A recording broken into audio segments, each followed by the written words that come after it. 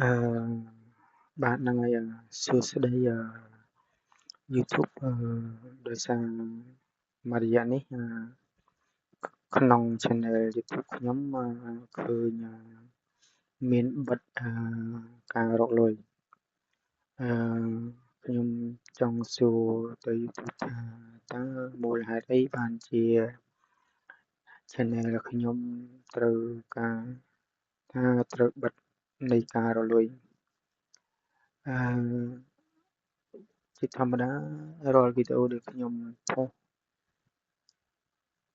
គឺជាវីដេអូដែល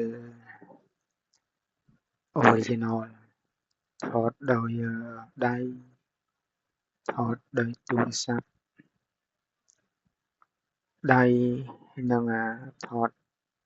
វីដេអូខ្លះថតដោយកាមេរ៉ា drone វីដេអូខ្លះថតដោយកាមេរ៉ាដូចជា Sony កាមេរ៉ាម៉ាស៊ីនថតហើយវីដេអូខ្លះក៏ជាថតដោយការកែច្នៃ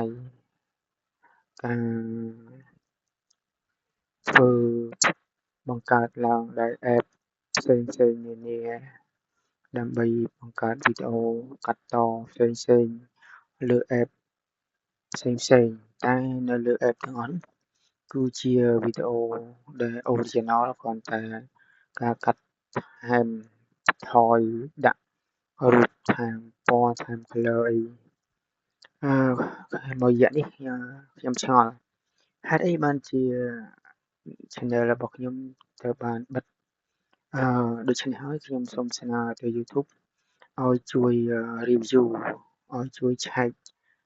មើលនៅក្នុងChannel របស់ខ្ញុំឲ្យបានច្បាស់តើមានវីដេអូណាខ្លះដែលត្រូវជាប់ copyright គឺខ្ញុំឆែកមើលទៅគឺដូចជាអត់មានរាល់វីដេអូខ្ញុំផុសទាំងអស់គឺជាវីដេអូ original គឺជាវីដេអូថតដោយទូរស័ព្ទថតដោយកាមេរ៉ានិងថតដោយម៉ាស៊ីន drone ផ្សេងៗដែលថតអំពីធម្មជាតិថតអំពីទីតាំងថតអំពីកន្លែងកម្សាន្តកន្លែងទេសចរណ៍កន្លែងសប្បាយៗ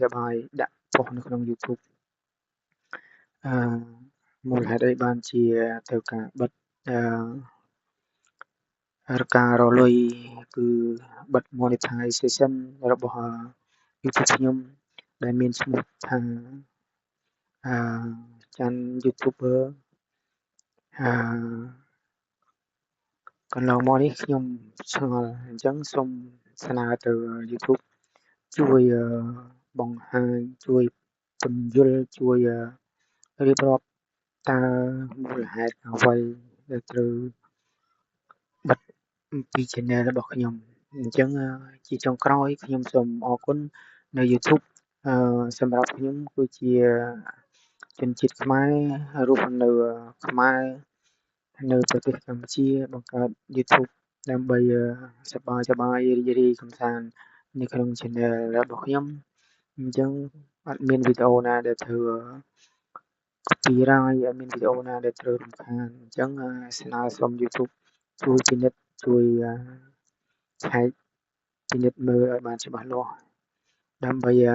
បន្តនៃការផុសវីដេអូផ្សេងៗឲ្យបានច្រើនឲ្យបានសប្បាយរីករាយនៅក្នុង Channel របស់ខ្ញុំខ្ញុំសូមអរគុណខ្ញុំសង្ឃឹមនៅលើ YouTube ជួយឆែកនិងជួយផ្ដល់ព័ត៌មានជួយបើក Monetize វិញតាមអ្វីដែលនៅក្នុង